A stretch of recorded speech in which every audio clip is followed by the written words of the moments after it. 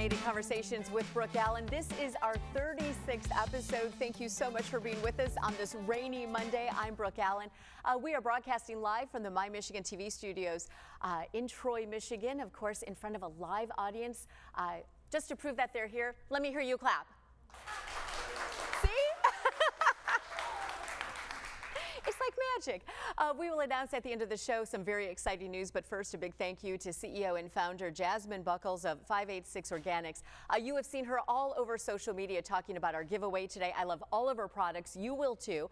So to win, you need to like, follow, and comment with the number 36 to be entered to win. Of course, we will announce the winner at the end of the show.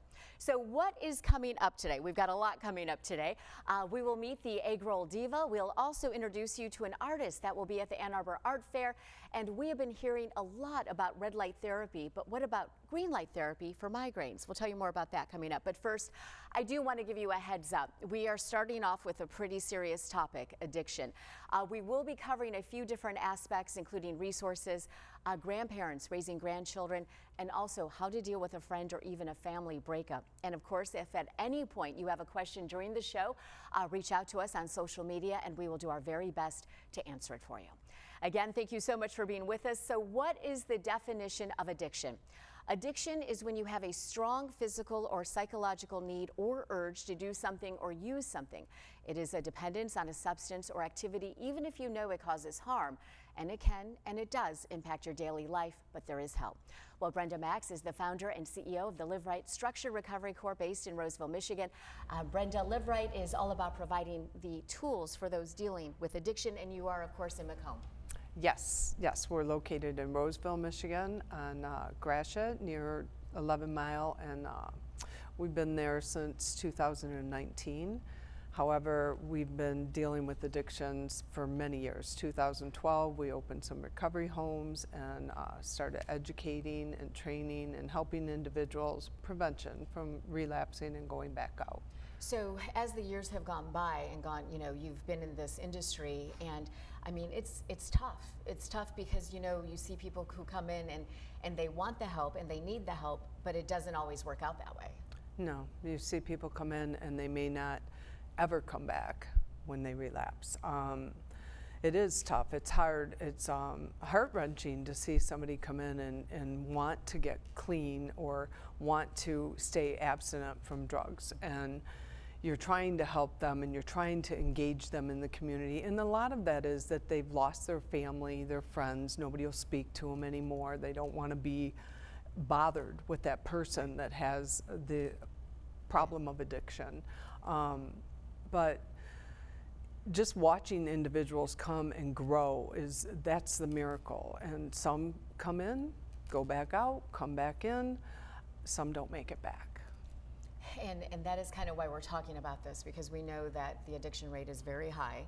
Of course, I know that we had many stories through the pandemic, right? Because people were not working, they were away from their family. You know, I mean, everyone had to stay in their own little box, so to speak. And it was tough for a lot of people. So you have seen an uptick in addiction, but as far as what you do, I mean, you kind of have this toolbox in Roseville that you cover so many different aspects to help people, not only those struggling with addiction, but also family members too, right? Yes. Okay, absolutely. so tell me a little bit about if somebody were needing help, how do they reach out to you, and what is the first step that you do? So they can reach out to our resource center, they can call, they can go online, they can request a meeting, or they can request transportation. We do have a transportation grant that will go pick them up, bring them in, and or take them to treatment. We help them, anybody that walks in our doors. I mean, whatever it is you need, birth certificate, driver's license, we have Social Security help, we have disability help, we have food, clothing, anything that we can help that person to get on the right path in recovery. As well, we have family counseling, we have teens programs. You know, talk a little bit about the teen programs. Okay, so our teens program is based at the Resource Center from 4 to 6 p.m., but we also do pro-social events, or we'll go out to the high schools, or we will go to bowling alleys. The Repetarium comes a lot. That's a lot of fun, brings in a lot of people. So we actually have peers that will sit with them, and just not as a clinical aspect. We're there to become their friend and to help them to engage into recovery. Or even if they're not in recovery, it's usually a family member, somebody that has either lost them and grandparents or foster care has taken over, but they need help, especially after the pandemic. They're so closed up and they don't know how to socialize, and they go to just the computers, tablets, the cell phones, and it's really sad to see that they don't even know how to socialize anymore. And that has made a huge impact as well. And what's so interesting, what I thought, so many people need those documents you just mentioned. Yes. License or birth certificate to get services that they need. And the fact that you help them with that, I think is huge, just because some people, the one thing that I have heard throughout the years is, I don't know where to go for help. Right? That is the key to so many issues that people have. They just don't know where to find the help. And you guys, kind of all under one roof, make that help available. Exactly. That way we can pick them up, help them get to what they need. So we're eliminating barriers in their road to recovery or to just become sustainable in society. So, we do have programs that are anonymous programs. I could just go down the list of how many. There's Smart Recovery, there's Eating Anonymous, there's AA, NA, LGBTQ.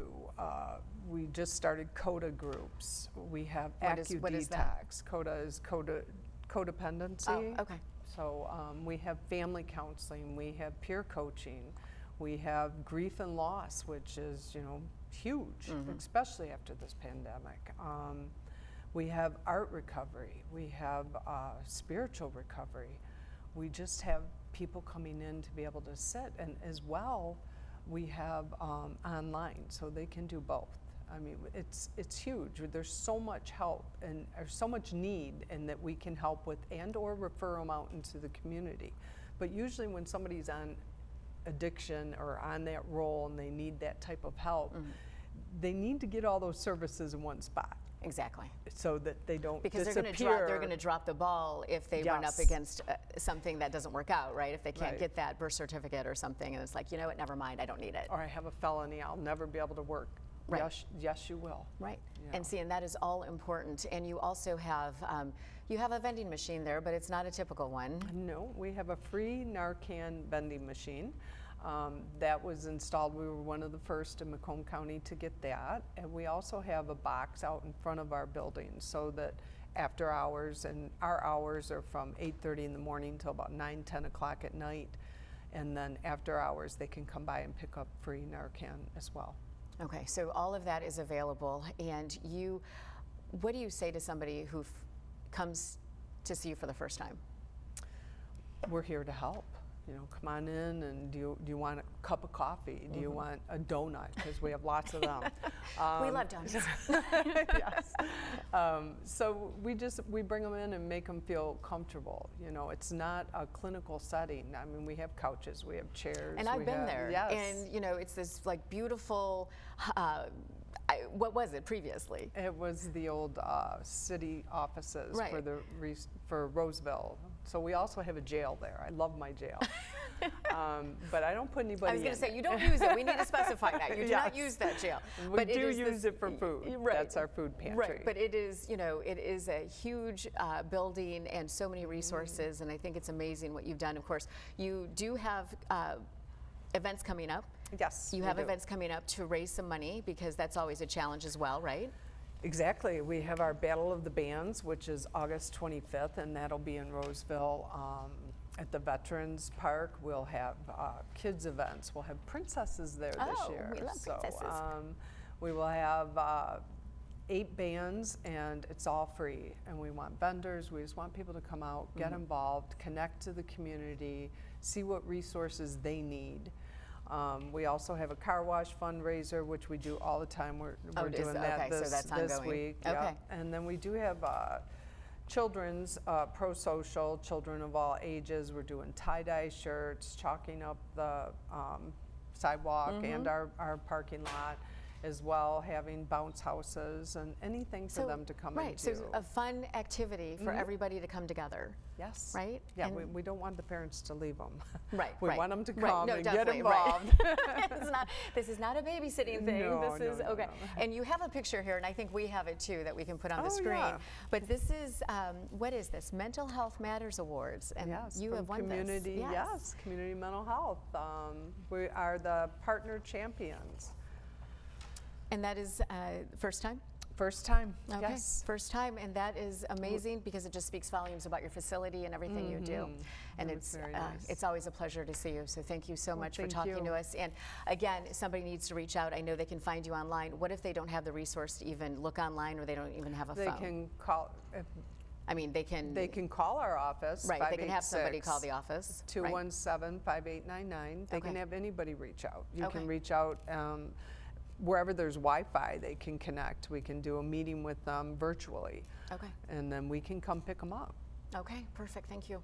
Thank It's always you. a pleasure. Thank Brenda, you so Thank much. you so much. Thank you. And that is Brenda Maks, the founder and CEO of Rite Structured Recovery Resource Center. They are in Roseville, Michigan.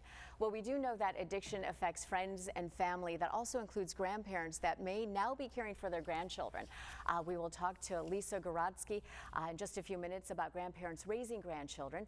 This is Caffeinated Conversations with Brooke Allen. Thank you for hanging out with us today. We appreciate it. This is our 36th episode. So, question for you. Do you ever get overwhelmed trying to figure out what type of insurance coverage you need? Not just for your home, your car, but for your life. Well, Lynn Sterla of the Sterla Insurance Agency of Michigan Farm Bureau Insurance is fantastic when it comes to figuring out what you need and what you don't need on your policy. But even more important, Lynn will actually make sure you understand that policy, so should something happen, you and your family are covered.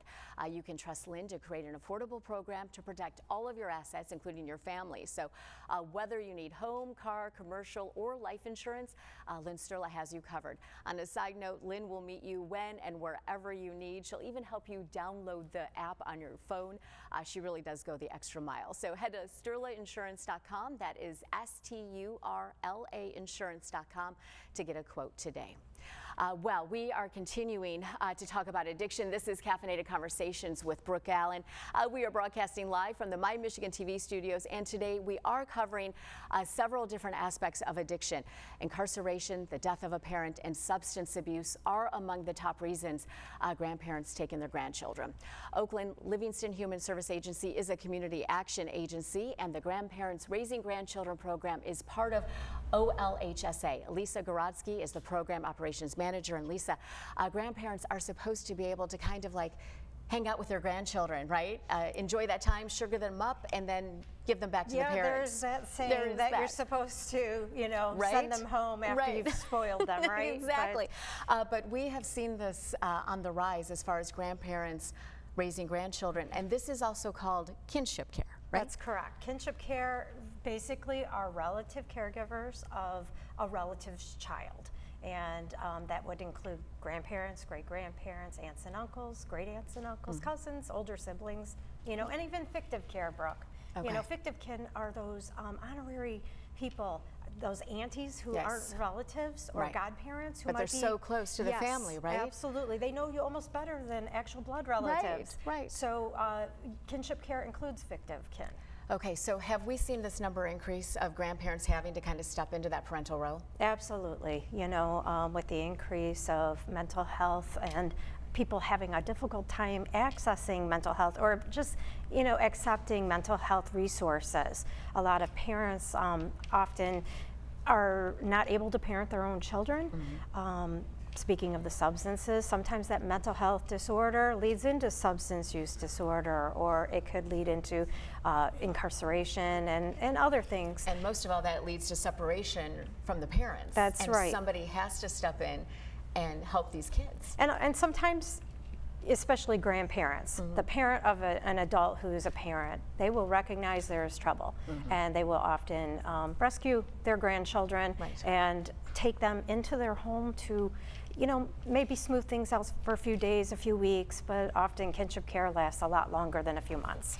And so you guys provide resources, and because for a grandparent to step into that role, I mean, depending on the situation, I guess with their adult child, could make a difference, and especially if that child, the older child, has died, then the grandparent and the child are dealing with grief. Absolutely, they're dealing with grief. I mean, I've had, during our support group meetings, there have been grandparents who their children have been murdered. They have passed away from cancer or other natural causes.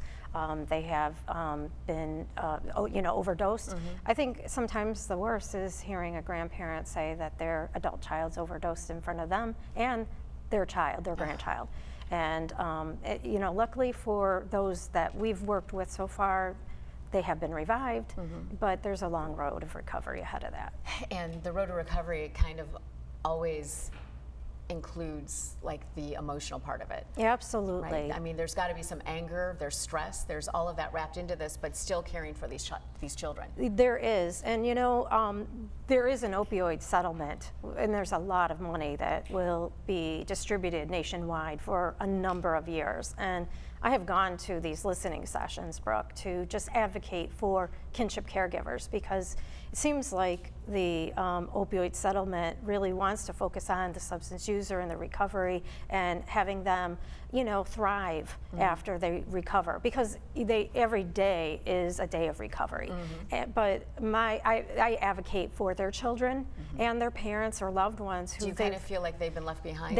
I do, because I don't see that the opioid funding is helping those who are left in the dust while they were trying to help the person who is on the substances. And they took on parenting that they didn't plan on taking while they got themselves help, or while they were hospitalized, or whatever had occurred, And so I did testify to 2 different counties, Livingston and Oakland County, but every county had listening sessions where people could testify.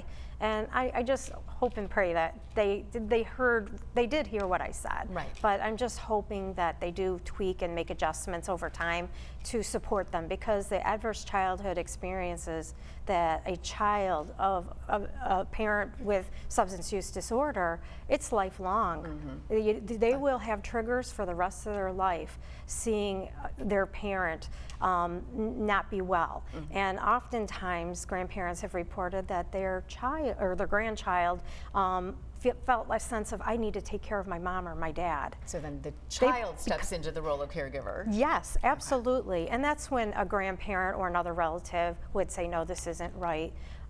They become kinship caregivers, and there's so many buckets of kinship caregivers.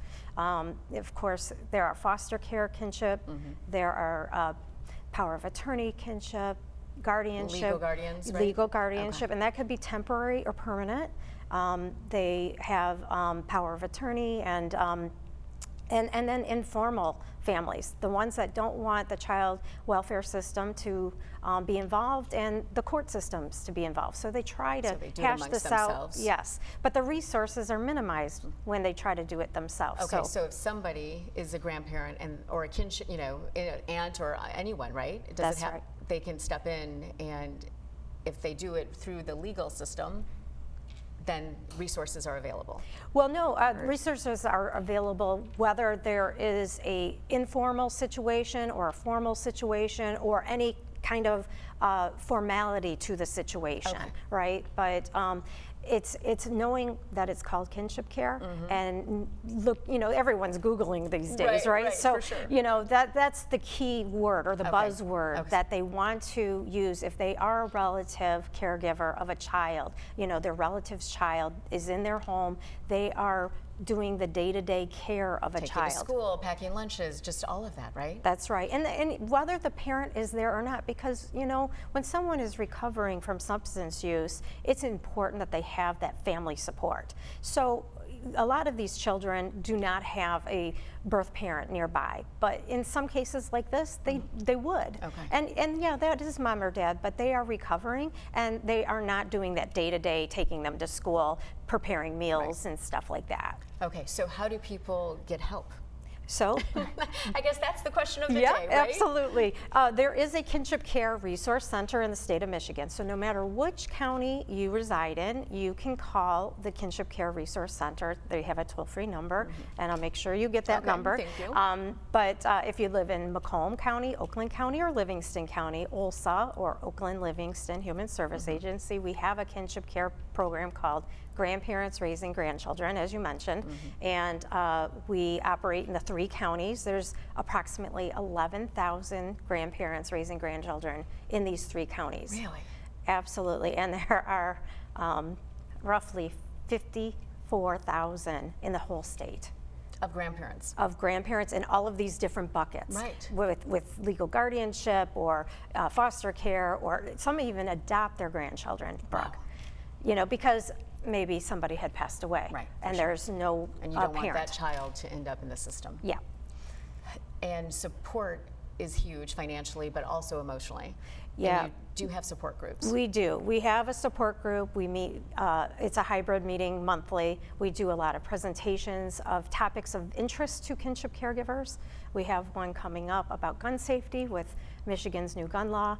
Anyone with firearms, there will be free gun locks at this meeting. Okay. You know, and also we send children to homes and maybe they have firearms. So it's an opportunity to get those friends or family a free gun lock. It's education that we provide to them, resources and referrals, especially if our organization isn't able to align them with their need. But the emotional support is key. They rally behind each other. It's such, I feel so blessed to work with such amazing people who step up to help their families every day. And you know, I was just going to say that it seems like they would be thinking they're the only one in the situation, but you just said 11,000. Yeah, In 11,000. 3 counties? And honestly, when someone comes to a support group meeting for the first time, whether it be in person or virtual, we run them at the same time. So. Okay.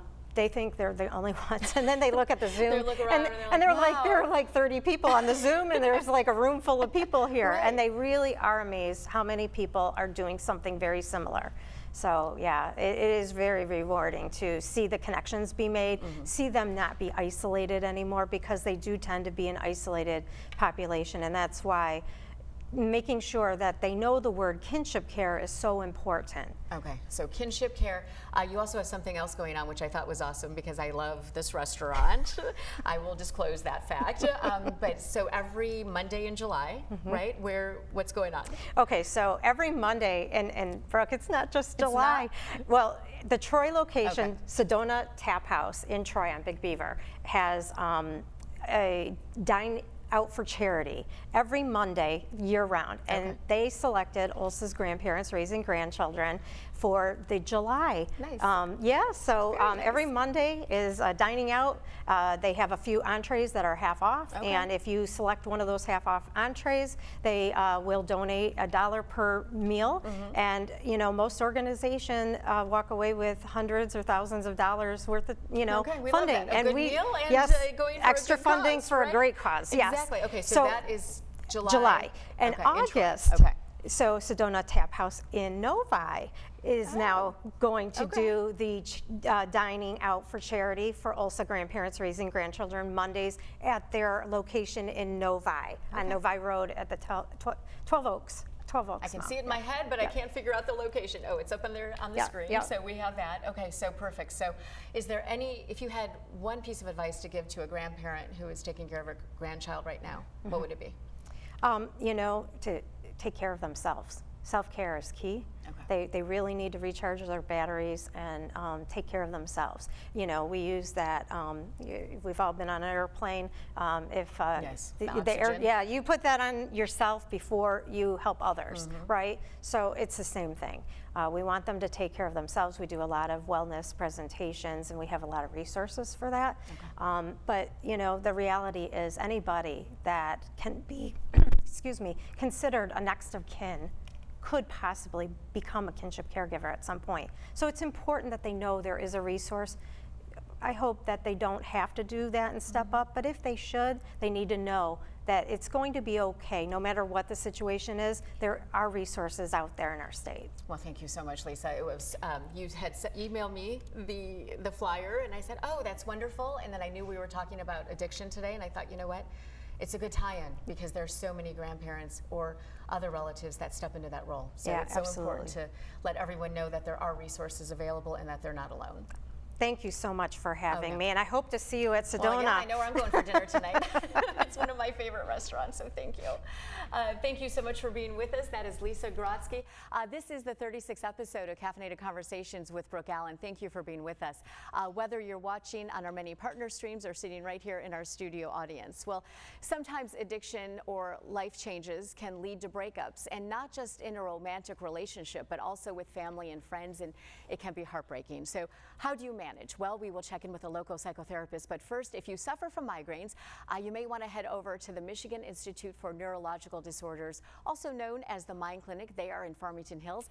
They'll be opening their new headache and facial pain center, not with red light therapy, but with a green light. Let's watch. Okay, so I am with Dr. Lauren Amon, and where are we right now? So this is one room in our headache and facial pain center. We're calling it the blackout room. It's for patients that come in with an active pain attack or an active migraine. We'll bring them in here. You know, usually during a migraine, you're light sensitive, sound sensitive, smell sensitive. So this room is reduced sensory stimuli. So there's no windows. Yeah, no windows. The lights can be completely turned off, and you know, we have a green lamp, and this lamp gives off green wavelength, which is, you know, been studied extensively for patients with active migraine. And this is a medical grade light. Yes. This is not something you find this in a big box store. Created by Dr. Rami Bernstein, who's extensively studied, you know, migraine, and has come out, or at least has helped contribute to a lot of the new treatments. And this is something that he came out with.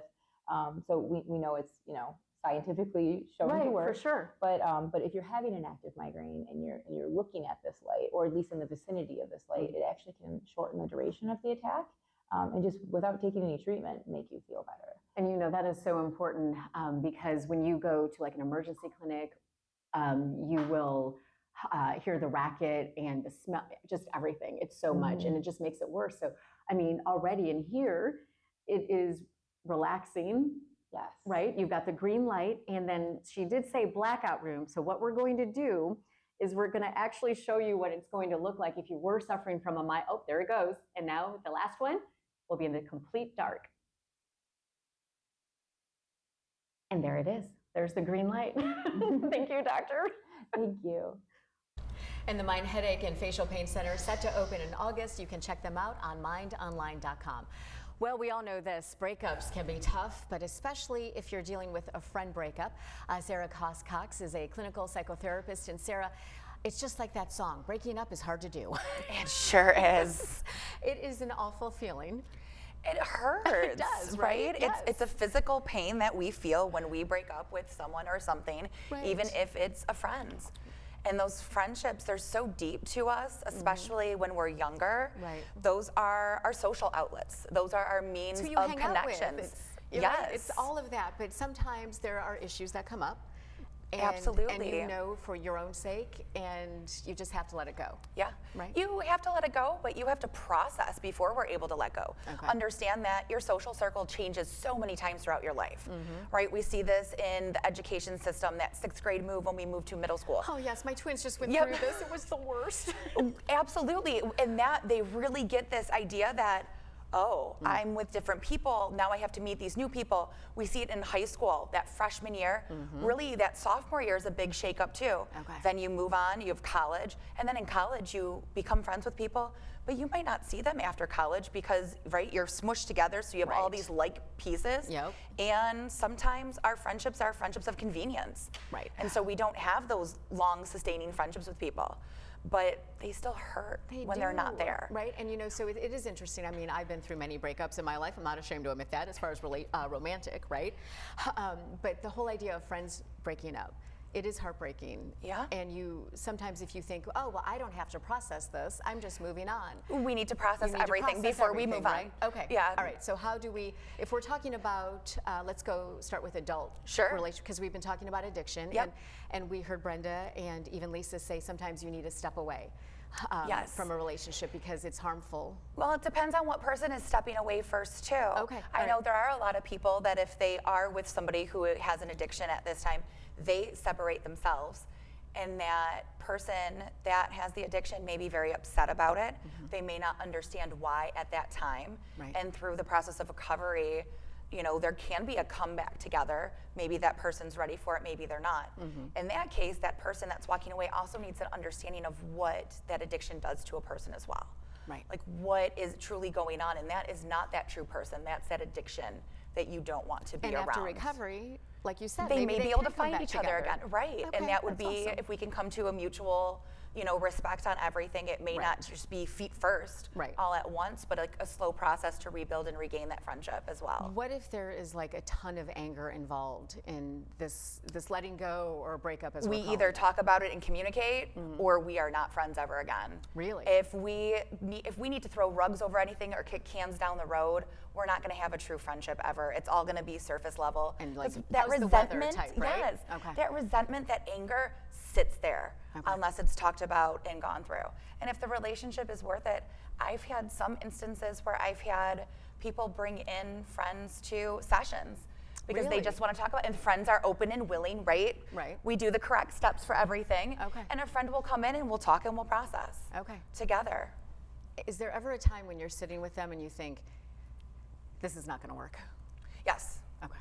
Yes, you do. You can see some of those things. If some person is not willing to change or understand, if somebody doesn't step back first to actually understand what that other person is saying and then want to put their voice into things, that's where we run into just butting heads. If you feel like you always have to be right, you always have to have that word, Last word? we're never we're last never word? going to have that sustaining piece. Okay. And sometimes it just takes a little bit of work to get there, but it is work.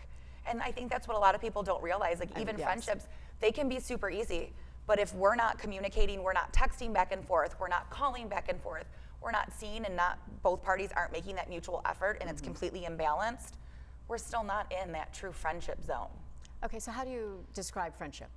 For me, it's a mutual understanding of trust and respect. And it goes a little more deeper with intimacy too with people. They know a little bit about you. You feel comfortable confiding things in them, and they feel the same to you. It's a dual relationship. It's not one-sided. Okay. And then what about, you mentioned kids. Yeah. And that is a tough thing to see.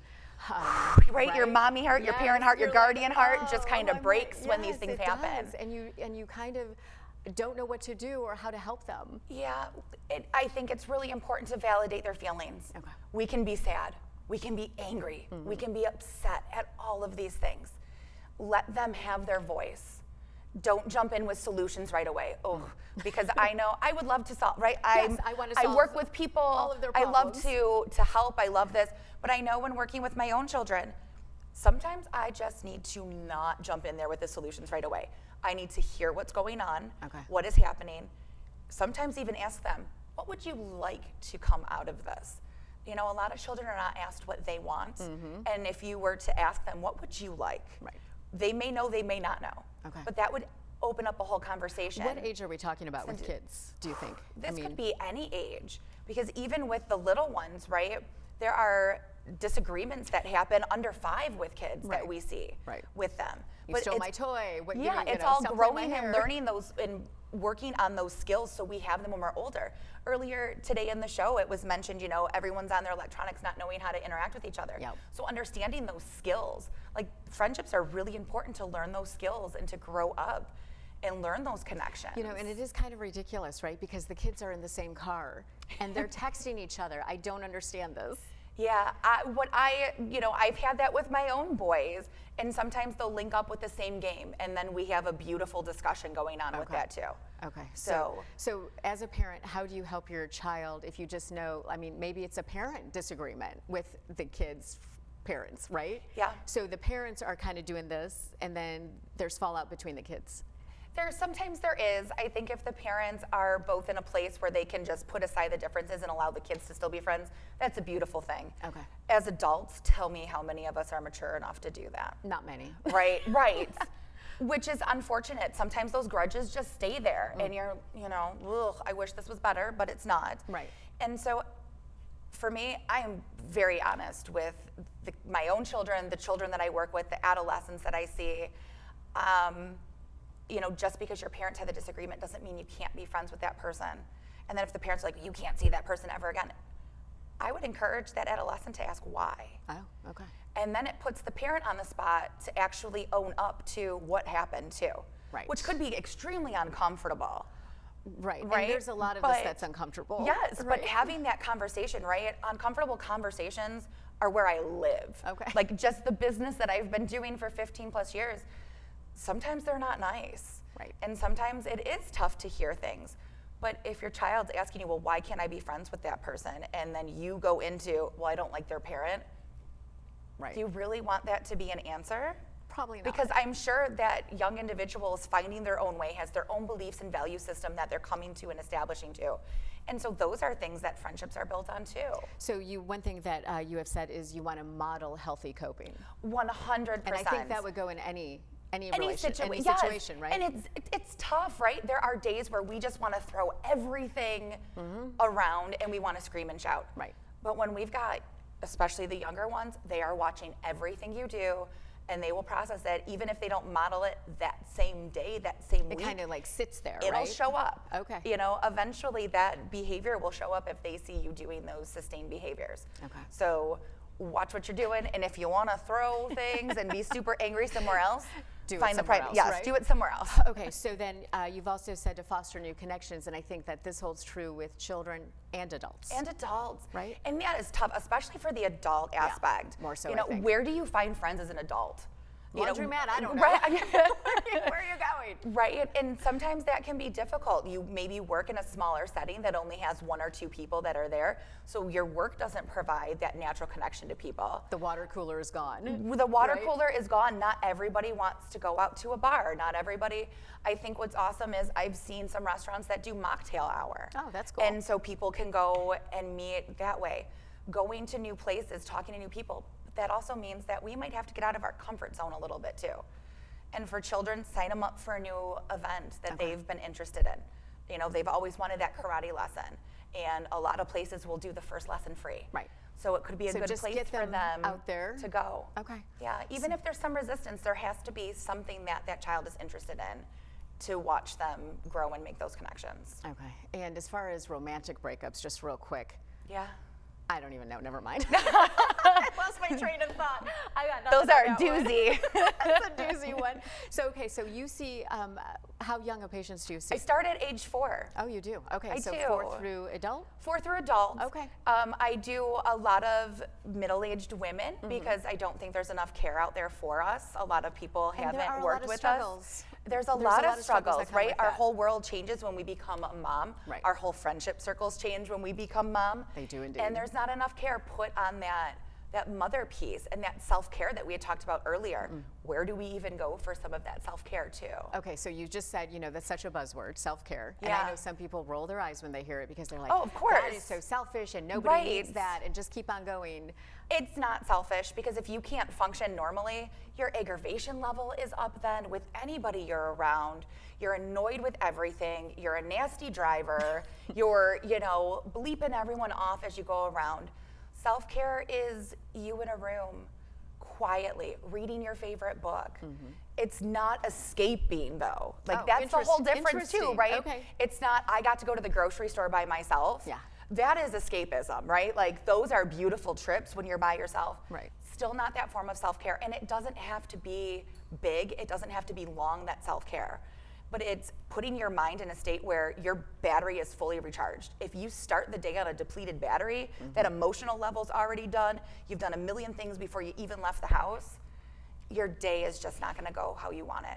So taking a few minutes to ground yourself and go, here's what I need to do, coming up with a mantra for yourself, just, I've got this, I can keep going, we Is it can do important this. for us, you said model healthy coping, but what about modeling self-care for kids? I mean, Yes, my boys know. Like Okay. there are times where I'm like, you have this going on right now. This is what I will be doing during that time because we've done a lot of stuff. My brain is a little fried right now, and I'd like to be a human again. I tell so the thing I say to my twins is, I need a moment. And I put my hand up like this. I was just like, I need a moment, just a moment. That's all And I it's need. not because I don't love you. It's not because I don't care about you, Right. but I care about me, and I want to be able to give my whole self when I'm out there working with individuals, my own family, my own friends too. Right, for So, sure. Well, listen, thank you. I appreciate thanks for I having appreciate me. This all was the fun. advice. Thank And you. how can people reach out to you? I am a clinical psychotherapist at All Things Possible Wellness Center. They can be reached at 586-213-5505. Okay. There's also a website. I can be found on Psychology Today and LinkedIn. So various facets Okay. to do that. All right, and you are taking new patients? I do have a few openings right now. I know that's sometimes an issue. If I'm not available, I work with a bunch of other wonderful therapists. And if I'm not available, we can hook you up with the right person. Okay, perfect. Thank Yeah. you so much. I Absolutely. appreciate it. Great conversation. Thank you. And kind of something to think about for a little while if you've had that relationship that has ended and how to get it on track if you even can, Yeah, right? they can be repaired. Okay, thank you. Yeah. And that is Sara. So a quick reminder, the 988 Lifeline provides 24/7 free and confidential support for people in distress. Also provides prevention and crisis resources for you or a loved one and best practices for professionals in the United States as well. So again, if you or anyone you know need help, you can call or text 988 for help, and that line is available 24/7. Well, this is Caffeinated Conversations with Brooke Allen, our 36th episode. We have some pretty exciting news coming up that we will announce at the end of the show, so stay with us. Well, it is time for our Women in Business segment. She is known as the Eggroll Diva, but her real name is Belinda Beard, and Belinda, Eggroll Diva is a woman-owned, minority-owned small business created from your mother's recipe in 1988 when you were just 10 years old. This is an amazing story. Yeah, so I'm excited to be here. Thanks for having me. No, thank you. So Eggroll Diva, you used to cook with your mom. Right. So I grew up cooking these egg rolls with my mom. I'm the eldest of 4 girls, so we all knew the recipe. And during the pandemic, it was right actually 2 weeks before the pandemic started, I started the brand. I got an Instagram account, got the brand going, started delivering egg rolls, and then right then, here's the pandemic. So we shut down, and we started back up a few months later because everybody still needs to eat, right? Exactly. So once we get started, it was like catering, delivering. It really took off, went viral, and within a year, I got a food truck, and then I was able to quit my full-time job. Because you were in corporate America, right? Yeah, working for Ernst & Young, senior executive assistant. Okay. We were downtown every day before the pandemic. I was working from home during the pandemic, so I was able to quit that job. Okay. And it's been since March of 2020, and here we are, 4 years later. And here we are. So you have, I mean, I see you everywhere. Yes. Egg roll. So, okay, first of all, love egg rolls. Tell me your flavors. Yes. So we have so many flavors. We have a variety of like 20 different options, but on a daily basis, we do about 4 to 5 options, including like a vegan option. So our most popular ones are like the corned beef egg roll, Southwestern chicken egg roll. We have a crab rangoon. It's just so many options, and we keep rotating them. Okay, so you rotate them, and you know, how has this been for you to think about when you were just 10 and Right. where you are now? Exactly. So yeah, I never even knew I wanted a food business at all. I mean, I love food. I'm a foodie from the start, but never knew that I would have a food truck. It's been great. I'm working on getting my second food truck because the business is growing. I can hardly keep up. I have a big team of helpers, so you know, we're always out there. We love going downtown Detroit.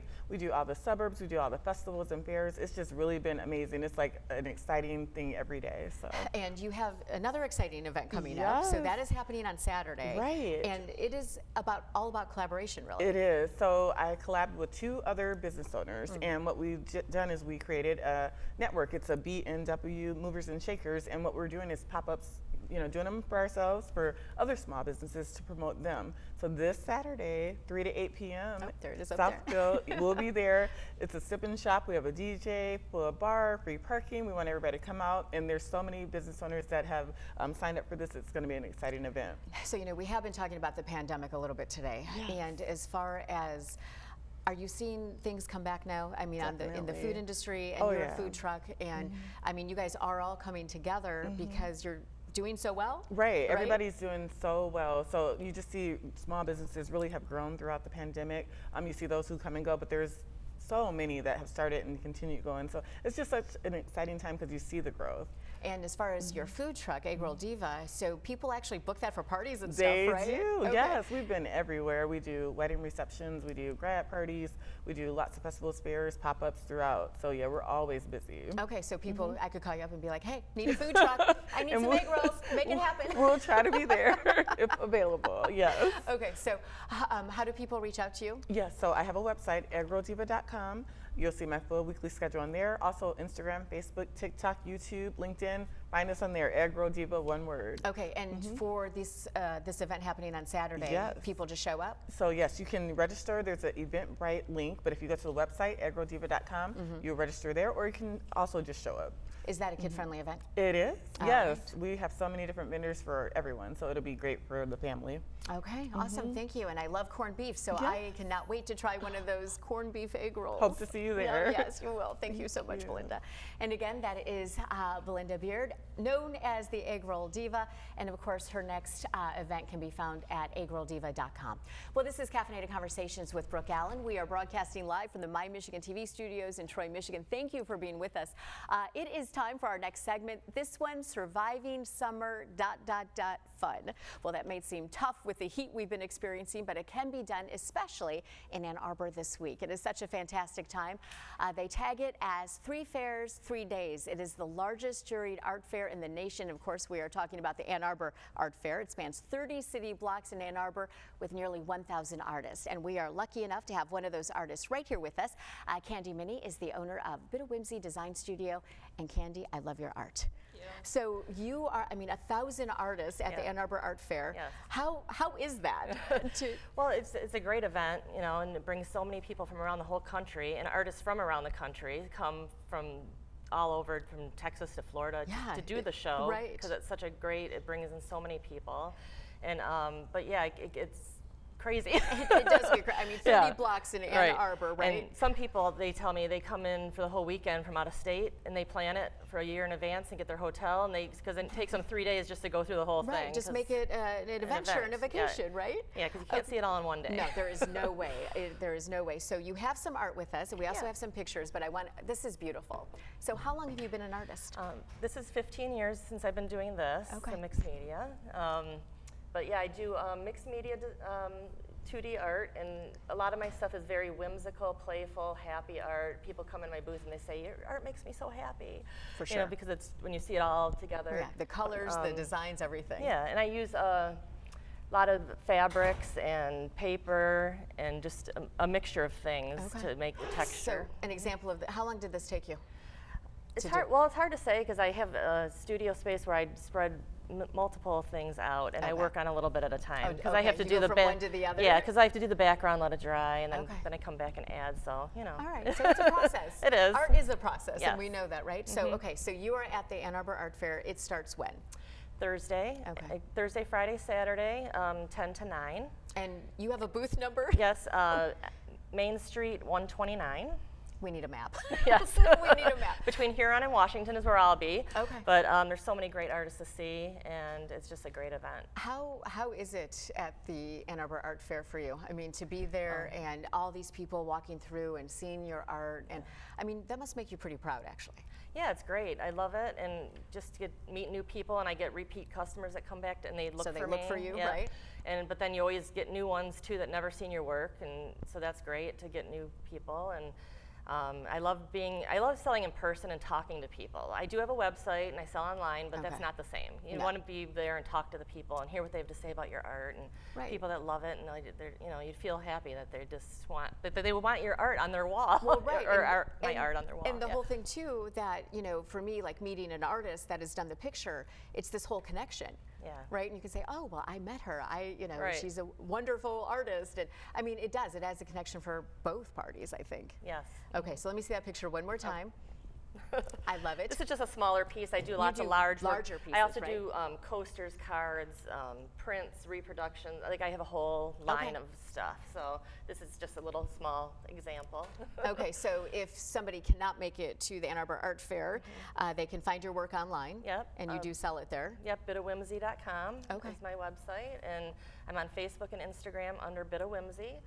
And yeah, I travel all over the country and do shows all year long. So I have about 18 art fairs I'm doing this year. Okay. And so every other weekend or every weekend almost. You're like out and about, Traveling, yep, and doing this. But Ann Arbor is one of my favorite, best shows of the year, so I'm really excited to do How that. many times have you been at the Ann Arbor Art Fair? I think this is my 7th year now. 7th. Yeah. Okay.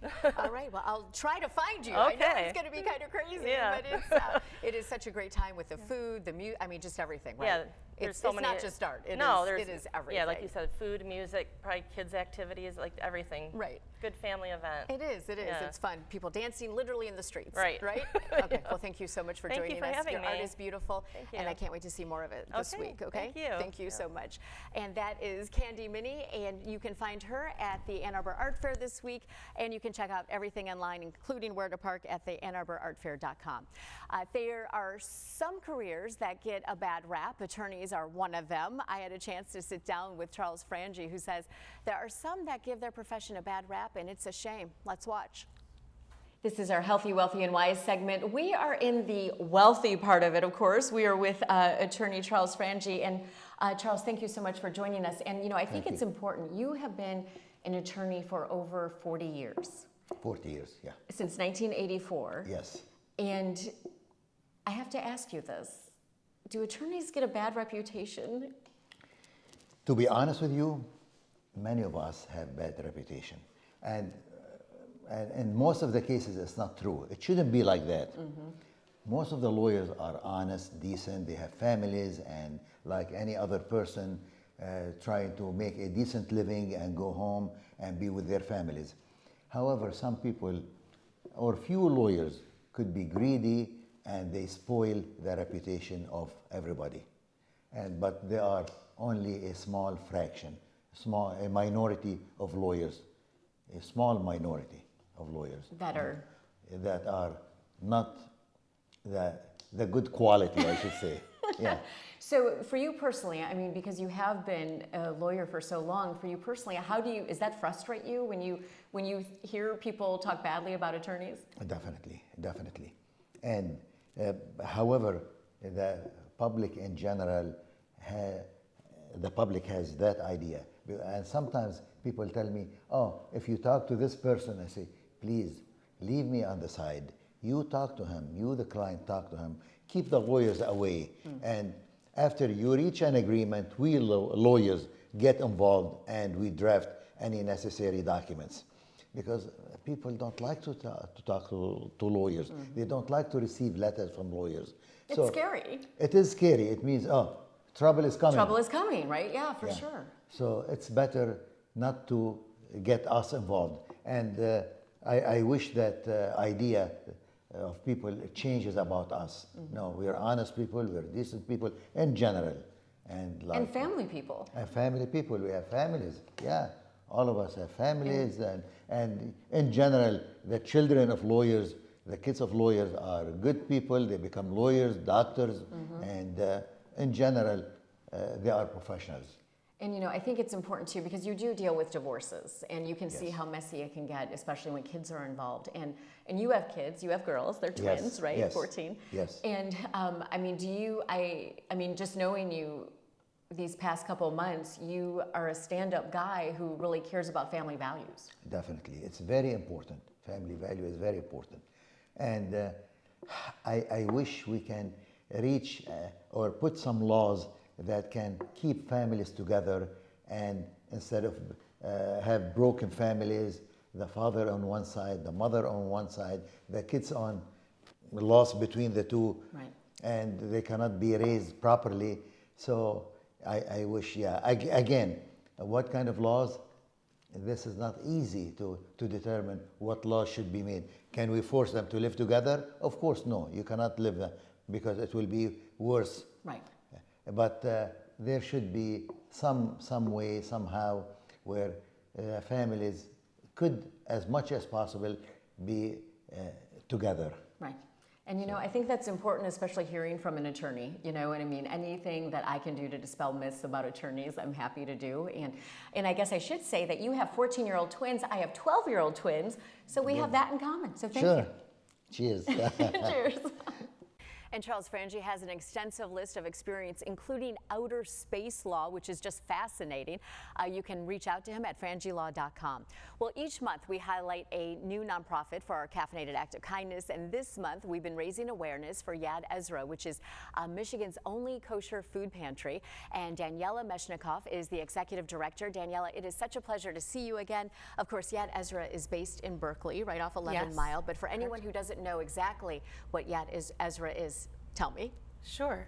Yad Ezra is Michigan's only kosher food pantry and is an emergency food pantry. So we give food to anybody who is in need. They just have to come and say that they need assistance, and they receive a full grocery shopping list opportunity. They can shop. It's a total choice food pantry. So based on their family size, they can choose a variety of foods that suit their needs. Ongoing clients are clients who are Jewish and need kosher food, but anyone who comes can get a full distribution of food at least one time, and then we work with sister agencies that don't need to purchase kosher food for ongoing support. And then you point them toward other resources, right? So, yes. So can you explain the difference between food insecure and hunger? Yes. So the reason I think that's an important conversation is that I've encountered many people who don't really understand the client of a food pantry, and they have an idea of the pictures of people in starving third world countries, or people that they see solo income in urban or rural environments, that they look like the stereotype of someone starving, and that's what they think of as someone who needs help. But there's a category of person, and unfortunately it's a very large chunk of our population. And we've seen a huge increase too, yes, and right? since the pandemic, the end of the pandemic, really, it's really jumped up quite a bit what that number encompasses. It's a category of person that has enough money for some of what they need in life, for some of the resources, but may not have enough money to also be able to purchase groceries maybe all the time. Or maybe they're the person that needs to make a decision. Do I buy the prescription medicine that I need, or do I shop for groceries? Do I turn the lights on during the day, even though it's really kind of overcast, or do I just wait till the nighttime because I need to be really careful? Do I use my heat, or do I buy groceries?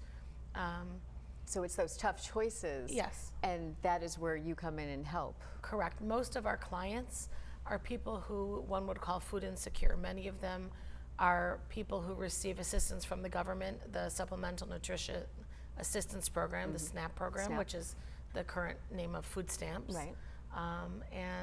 Many are in that position where they maybe are just on the margin, or perhaps before COVID they were living on the margin and now they're under, and they can't quite make it. Okay, so that is what Yad Ezra does. And you know, summer is a tough time. For babies and also kids under 18, because school is out, those lunches are gone, right? Correct. And so tell me how you help. So I'm glad you asked about children, because we have approximately 30% of our clients are senior citizens, approximately 30% are adults, and about the other third is children. Okay. And those are anyone under 18. It includes children and babies. So we offer a couple of programs that are specifically focused on helping families with children. We have a healthy snack program, which offers any family that has children 17 and under to receive a bag of healthy snacks to help support the kids who come home from school during the school year that are starving and can't make it till dinner, or kids who are home during the summer and need something to eat before what is often the only meal in their day, but they can't make it the whole time otherwise. When someone's food insecure, they're very cautious about where they spend their money on food, and snacks are not an area that is often thought of. And they're not cheap either. No, they're not inexpensive, and children's brains are growing, and it's very important for them to have healthy, nutritious food and enough calories during the day. So one of our programs is the Healthy Snack Program, and we run it through the summer. It's very important to and very appreciated by our clients. Another program we offer, two more. One is that during the school year, we do supplement lunches in all of the Jewish schools that offer served meals. We supplement with a donation, a pass-through with an anonymous donor to help them defray the cost. They receive some money from the government for the low-income students in their schools, but it's not enough to cover kosher food. Okay. So we supplement that. And then the third really important program is that we offer free formula and baby food, diapers and wipes also for families with children that are under 3 who need that. And you know, it's interesting, I don't know if you remember the formula shortage. Yes, I was just, as soon as you said formula, I was like, oh, Yeah, yes. so that was a really interesting crisis moment that we had to address, because not only were we then, we offered help to our clients, but we also offered help to the general community, anybody, not, you know, regardless of religious affiliation. We just put out there anybody who needs help with formula. We've been able to access some. We got it through our wholesalers. We had someone in Canada who was able to get some, who drove it across, Wow. which was not illegal, by the way. We made sure that was allowed. And people who didn't need it financially made donations back to the organization. So it was really a nice community thing. But our families, you know, formula is very expensive. It is extremely expensive. Yes. Sometimes we've had a client with a child with special needs dietarily, and we've helped them access special need formula as well. You know, we really try hard to have our clients live with a sense of dignity and self-respect, and so we go out of our way to allow them to shop or make choices that are relevant for their family, for the way they like to live. Culturally also, I mean, we have many families from other countries, and we try to offer culturally relevant foods for them. That is so important.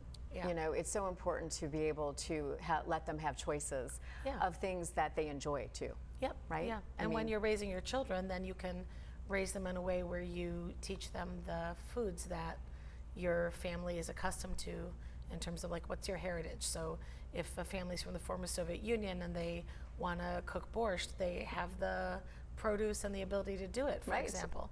So it is, Yad Ezra is in Berkeley. It's on 11 Mile, Yeah. and people can always make donations, right? Yes, people can always make Okay, donation. so I we're- believe we offered you a QR code. I think there is a QR code. and a It will come link. at some point. Oh, there it is. Yes. Jared's excellent. Yeah. Thank you, Jared. And note, it says to volunteer or donate, yes, because to volunteer or donate, because volunteerism is a huge part of our organization. We welcome anybody to register to volunteer and to join in helping serve the needs of our clients, helping with our Giving Gardens program. and to it's a plant great and thing to harvest. do as a family. It is. It's it a great is. thing to do. It's so. a great thing to do, and it connects to some of the other conversations you had today. If people are looking for an opportunity of something to do with their children or intergenerationally, we have a lot of opportunities like that. Okay, well Yeah. then people need to check them out. So thank you so much, Daniela. Thank you very Yad much. Ezra, of course, a very special place, and I appreciate you guys. You know, it's been so much fun raising awareness for you. Thank you. We really appreciate the opportunity to highlight the work we do. In partnership, obviously, with so many other agencies that support social services Yeah, in Michigan and in the community. It's So an thank important you. thing. It's an important Yeah. thing what you do, so I appreciate it. Thanks Thank you very so much. much. It was a pleasure being Thank here. you. Thanks, And everyone. again, that is Daniela Mechnikov. I knew I was good. I almost made it through. And of course, Yad Ezra also takes financial donations and volunteer donations. You can volunteer your time. Well, September is shaping up to be a busy month for us. We have the Walk Like Mad coming up September 7th. We also have the Spalding Scramble for children. Spalding was founded in 1968 with the belief that every child is adoptable. This is their only fundraiser of the year. I don't golf, but I am proud to say that I will be their MC that day. Maybe I'll drive a golf cart, not sure about that yet. But there is still time to register. You can do that by scanning the QR code, and I'll see you there. Again, that is happening September 7th. All the fun happening at the Farmington Hills Golf Club. Well, it is time for our coffee of the day. Philip Jewell is the co-founder of Blue Hat Coffee Gallery in downtown Farmington. And Philip, today you switched it up on me. Yes, I did. You switched it up. It is not coffee, it is what? Iced tea. Yes. It's too hot for coffee, so. I never thought that I would actually say that. It is too hot for coffee. There's always time in my life, or room in my Unless life. it's cold brew. Exactly. Cold brew, nitro brew, you mentioned it, we'll have it, right? Right. So Blue Hat Coffee Gallery, downtown Farmington, you are hopping this summer. It is jumping, and it's amazing. I thought, well, nobody's going to be on the deck because it's 88 So degrees. hot, yes. Yeah, but they are. Oh, the deck is beautiful. Yeah. It is beautiful. So what are you cooking up this time? Well, I want to mention the teas because we have 18 different teas, and they're all excellent. We have a tea supplier who ran a tea plantation in Sri Lanka for 15 years. Wow. And he is very good with teas, and we are a very small customer. He sends thousands of pounds of tea all over the country, and his teas are amazing. Okay, so which one is this one I'm drinking? This is peach apricot. It's nice. Yeah. It's not too fruity, but it's very nice and refreshing. And it's a little sweeter because of the peach. Okay. And we have the standard teas. We have Earl Greys. We also have 2 decaf teas. We have a decaf Earl Grey and we have a decaf English breakfast, and then we have two non caffeinated products also. Yeah, that are excellent. Okay, so tea is all the rage right now because it is so hot. But of course, your scones and all your baked goods are pretty good too. Yeah, well, in fact, People love we those. just added our second full-time baker. Oh, okay. And we've added 2 more staff members. So it's wonderful because I've been the second baker. So. So now you've been replaced. I've been replaced by somebody I'm who sure that's their super profession. happy about that. They get to do my recipes, but it's a great thing. Excellent. And have you started gluten-free yet, or? Yeah, we have gluten-free brownies. The brownies I brought today are gluten-free. We have a gluten-free cookie because somebody said I don't like chocolate, but I need it. So we do a gluten-free lemon cookie, and we do a vegan oatmeal cookie, oatmeal raisin cookie. So kind of something for everyone. Yeah. And your hours are what I love. Of course, I love everything that you serve there, but your hours are amazing because it's late for a coffee shop. Yeah, 6:30 to 8:30, 7 days a week, and you know, it's like one of those things that nobody's going to come in after 6 o'clock, but they always do. They always do, and we're booting them out. So. All right, well, Philip, as always, I haven't seen you in a while, it feels like, so yeah, it's nice feels to like see months, you. And it's only been 2 weeks. It's only been 2 weeks, Yeah, so thank you. This tea, when I'm not drinking coffee, I am drinking iced tea, and this is really great tea, so thank you so much. I appreciate it. And again, that is Philip Jewell. He is the co-founder of Blue Hat Coffee Gallery in downtown Farmington. Well, we are moving right along. We've moved a little bit late today because there's been so much to talk about, but it is time for our giveaway. The entries have been popping, so exciting. We are going to announce our winner. Actually, we'll have 2 winners today because we have a live studio audience and one of them is going to win too.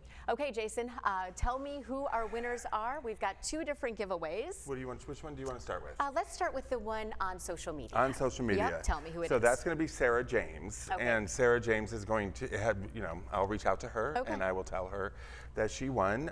If you're watching, congratulations. Yes, Sarah James. Okay, so she is the winner of this. Of the from online, 586, correct. Of the online, And but somebody here today in our studio audience is also going to win something. So who is that winner? So everybody wrote their name down. Okay. And we picked it, and it is Amy Adamczyk.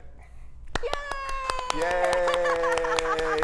You come on up and get it. Come on up. Come on up and get it. We want to prove that we actually have a live studio Yes, we audience. do. It's not a, Come on up. It's not a clapping track or whatever. Hi. Hi. There you go. Enjoy. It's a great product. You'll love it from Thank you. 586 Organics. Thank you. Okay, so that was fun. Yes, it was. Right? So we have another big announcement, and we did put the teas out there on social media. I did the other day. Yeah, you did it the other day. But our first After Dark show was so incredible. Of course, it was at the Heights Brewery in Farmington, and it was just a wonderful evening.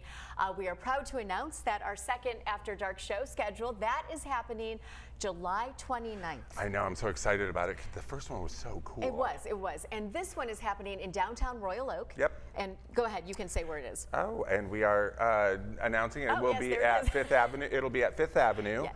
And we are so excited because we're partnering with Royal Oak Police Department as Royal Oak well. Police. And they're actually opening for us. Yeah, they are. So Fifth Avenue, they are actually usually closed on Mondays, so they're opening for us. So it will be a great time. We haven't nailed down the time specifically yet. It will be in the evening, but we're super excited because, as Jason said, we have the Royal Oak Police Department. They will be involved. Of course, we expect our usual suspects to stop by. We do. And we will be talking about scams from online dating with cybersecurity expert David Darajotis and, of course, Terry Orbach. She has been on before. She is going to be giving us some relationship advice because the After Dark show is a little bit different than this show. It's unscripted.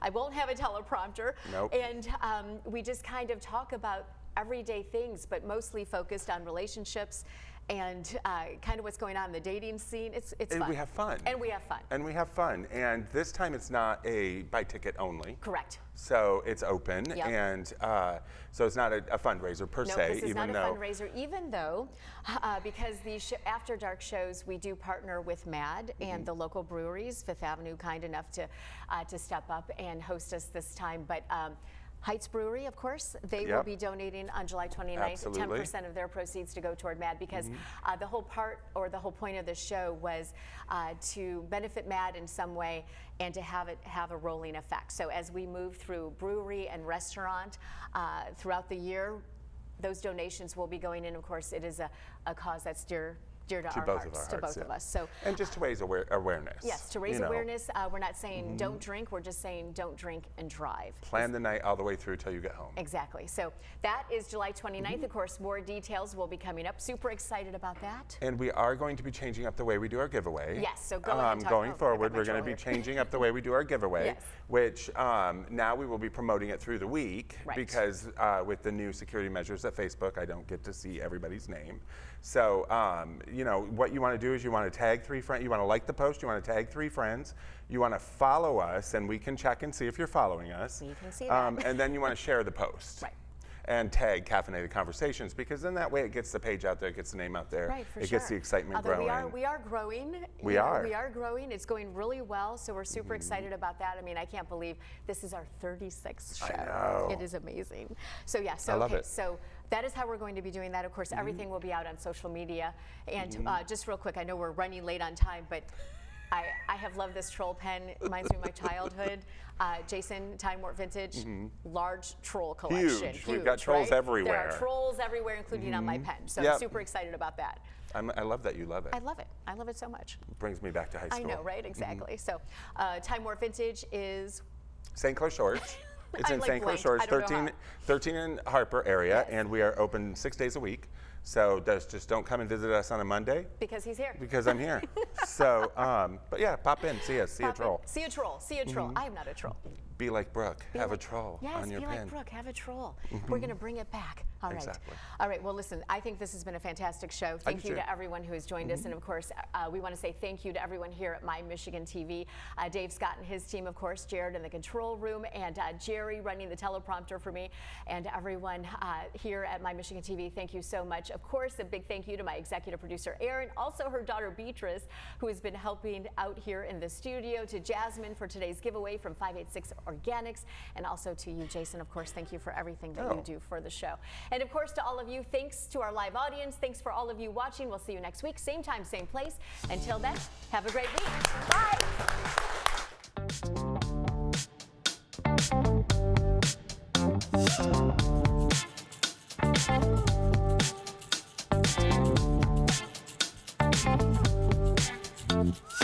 Bye.